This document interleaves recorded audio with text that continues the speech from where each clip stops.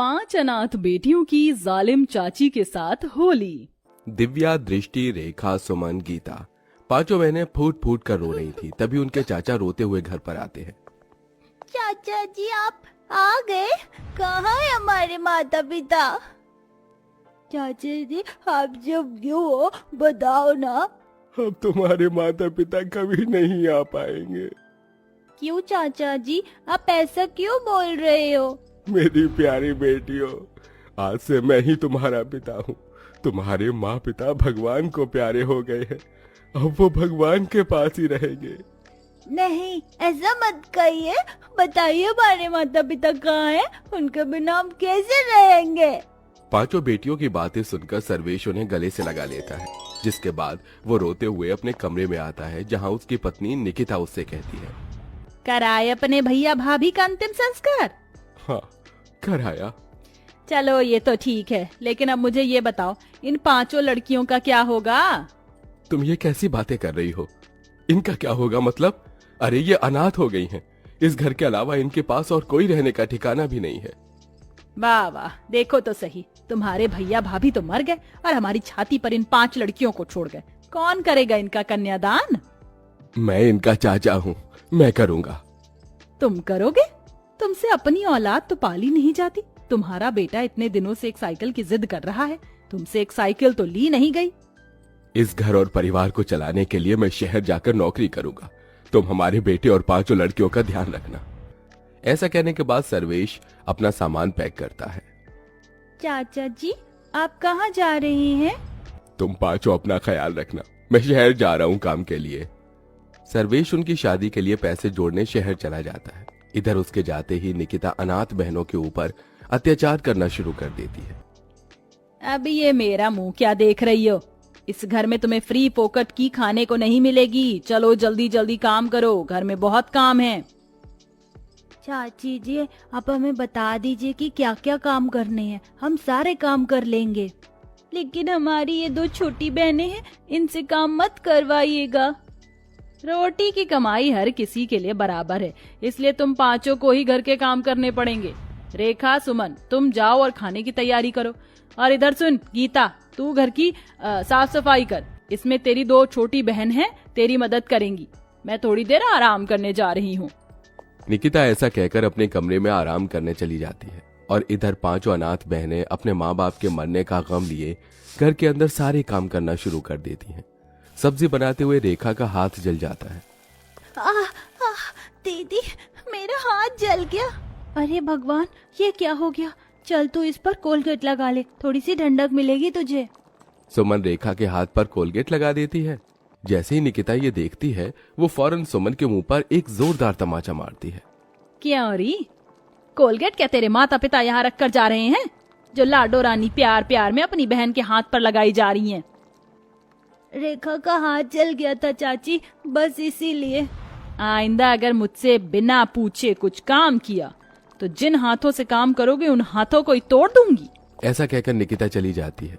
जैसे तैसे करके दोनों बहनें खाना बनाती हैं। खाना खाने के समय उसका बेटा निखिल कहता है, माँ कैसा खाना बनाया है, कितना बकवास है। निकिता सारा खाना फेंक देती है। तुम नालायकों को तो खाना बनाना भी नहीं आता, जाओ दोबारा से सही से खाना बना कर लाओ। इस तरह निकिता दोबारा से उन बेचारी अनाथ बहनों को खाना बनाने के लिए भेज देती है। दोबारा खाना थोड़ा सही बनता है, इसलिए दोनों माँ बेटे खाना खा जाते हैं और उन 5 के लिए कुछ नहीं बचाते। बहुत जोर से भूख लगी है दीदी, मुझे भी बहुत जोर से भूख लगी है। तुम यहीं रुको, मैं चाची जी से खाना लेकर आती हूँ। सुमन अपनी बहनों से ऐसा कहकर अपनी चाची से खाना मांगने जाती है, लेकिन उसकी चाची अपने बेटे के साथ अपने कमरे में सो रही होती है। चाची तो सो रही हैं, एक काम करती हूँ, खुद ही अपनी बहनों के लिए खाना ले जाती हूँ। सुमन ऐसा सोचकर रसोई में जाती है और खाना ढूंढने लगती है, लेकिन खाना तो खत्म हो चुका था। हे भगवान, आज तो हमारे लिए खाना भी नहीं छोड़ा चाची जी ने। सुमन मायूस होकर वापस अपनी बहनों के पास आ जाती है। कुछ नहीं था रसोई में, बस ये सूखी रोटियां थी, यही खाकर गुजारा कर लेते हैं, कल सुबह नाश्ता करेंगे। 5 बहनें वहीं सूखी रोटी खाकर सो जाती हैं। अगले दिन जब सवेरा होता है तो निकिता घर के सारे काम उन्हीं से करवाने के साथ साथ बाहर के काम भी उन्हीं से करवाती है। इसी तरह अत्याचार करते हुए कुछ दिन बीत जाते हैं और होली आने वाली होती है। होली आने वाली है और मेरे बड़े भाई उनकी पत्नी घर पर आएंगी। तुम पांचों की पांचों कान खोल कर सुन लो। घर में अच्छे से साफ सफाई करना, जरा भी गंदगी नहीं रहनी चाहिए। सुमन, रेखा, गीता, तुम तीनों बाजार जाकर सामान लेकर आओगी। निकिता होली के रंग और होली की डेकोरेशन के लिए सामान लाने तीनों बहनों को भेज देती है और यहाँ छोटी बहनों से घर के काम करवाती है। लेकिन बाहर से सामान लाते समय जब वो तीनों सड़क पार कर रही होती हैं, तो उनका ध्यान गाड़ियों पर नहीं होता, जिसकी वजह से उनका एक्सीडेंट हो जाता है। मेरे हाथ पर लग गई। चलो चलो, ज्यादा नहीं, थोड़ी सी खरोच आई है, घर चलते हैं। तीनों बहनें चोट लगने के बाद भी घर आ जाती हैं, जहां उनका टूटा फूटा गंदा सामान देखकर निकिता बहुत गुस्से में आ जाती है। ये तुमने क्या किया? सारा सामान बर्बाद कर दिया। कहाँ लोट पोट होकर आ रही हो? चाची जी, हमारा एक्सीडेंट हो गया था, हमें चोट भी लगी है। मुझे बहाने देने की जरूरत नहीं है, मैं तुम्हें अच्छे से जानती हूँ। चलो अब जाकर काम करो घर के। पांचों बहनें घर के कामों में ही लगी रहती हैं। 2 दिन में इतने के बाद होली आ जाती है।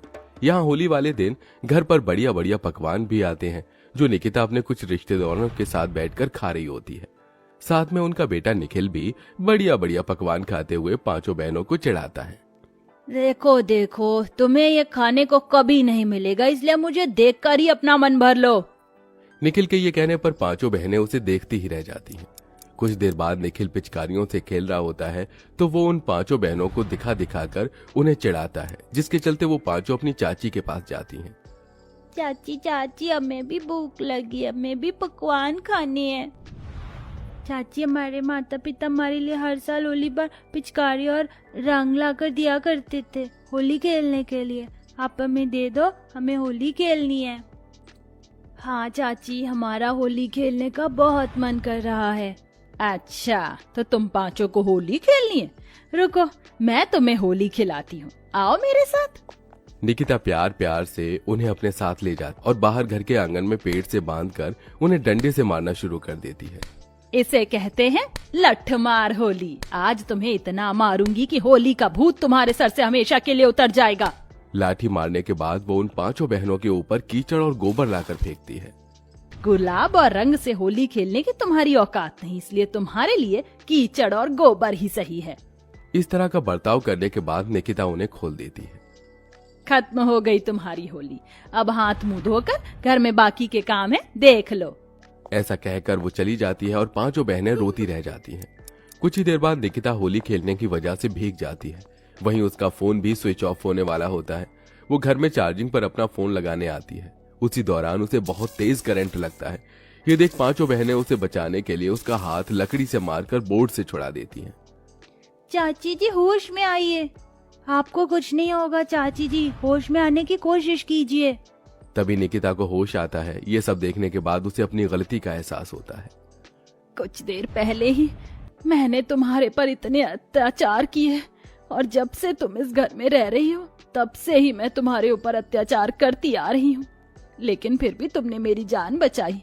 इसका शुक्रिया अदा मैं तुमसे कैसे करूँ। निकिता पांचों बहनों से माफी मांगती है। उसी समय सर्वेश आ जाता है। 5 अनाथ बहनों के लिए वो नए कपड़े और होली के रंग लेकर आता है, लेकिन निकिता अपना सच छुपाना नहीं चाहती थी। वो सर्वेश को सब बता देती है कि किस किस तरह से उसने पांचों बहनों के ऊपर अत्याचार किया। मैंने तो जिंदगी में कभी नहीं सोचा था कि तुम इतनी बुरी औरत हो सकती हो। निकल जाओ इस घर से, मैं अब तुम्हारे साथ नहीं रह सकता। नहीं नहीं चाचा जी, चाची जी को माफ कर दीजिए, हमने भी उन्हें माफ कर दिया है। पांचों बहनें एक ही बात कहती हैं, जिसे सुनकर सर्वेश भी निकिता को माफ कर देता है और उसे दूसरा मौका दे देता है। अब निकिता पांचों बहनों की अच्छे से देखरेख करती है, जिसके बाद वो पांचों अनाथ बहनें उस घर में खुशी खुशी रहने लगती।